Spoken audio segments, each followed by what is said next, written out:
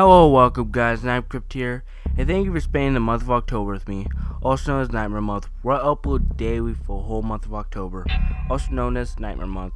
Now, in this week's horror review, I'll be reviewing the movie Lost After Dark, a direct-to-DVD's 80s horror movie, but it wasn't filmed in the 80s. It's supposed to give off a vibe like one though, but does it?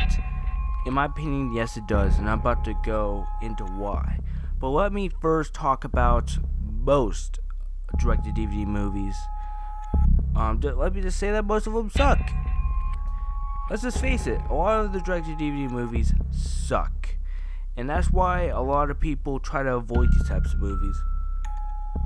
But I have a few examples of direct-to-DVDs, horror movies that don't suck. Curse of Chucky, and this.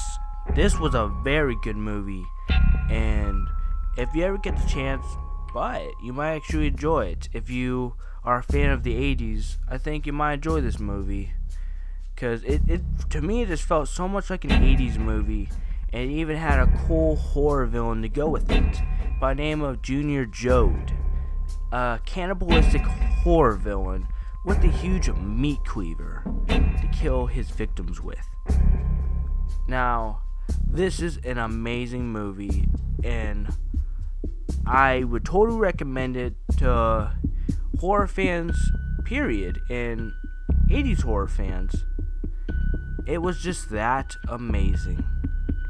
Now, some of the deaths were pretty good. I thought the effects were amazing, as well as the screen effects that make it look more old, if you know what I mean.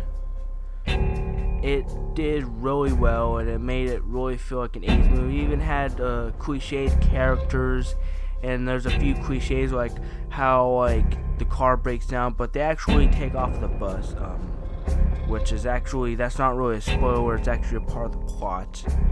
So if you think of spoiling anything about that, that's actually in the plot. You could even read about it. I'm pretty sure that whatever website you find with listing this plot, it'll say it.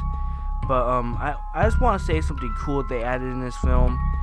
There's a part where the villain is killing someone and it cuts off and it says something. But I'm not gonna say what it says. If you really want to know, you should just go see this movie. It's just amazing, and I thought it was really cool. At first I was like, what is going on? And then after a while I was like, actually that was pretty cool. I like that. So I think they definitely succeeded with making this movie. It felt like an 80s movie, and if you're into those kind of movies, totally check it out. If I had to give this movie a review, I'd probably give it like an 8.5 out of 10. So if you enjoyed this video, be sure to subscribe, because that would make my day. And be sure to like this video as well. And just don't forget that all my links are in the description, including Facebook, Twitter, Instagram, all that wonderful stuff. So if you want to check me out on those social medias, just look down in the description. And I'll see you guys next one. Peace.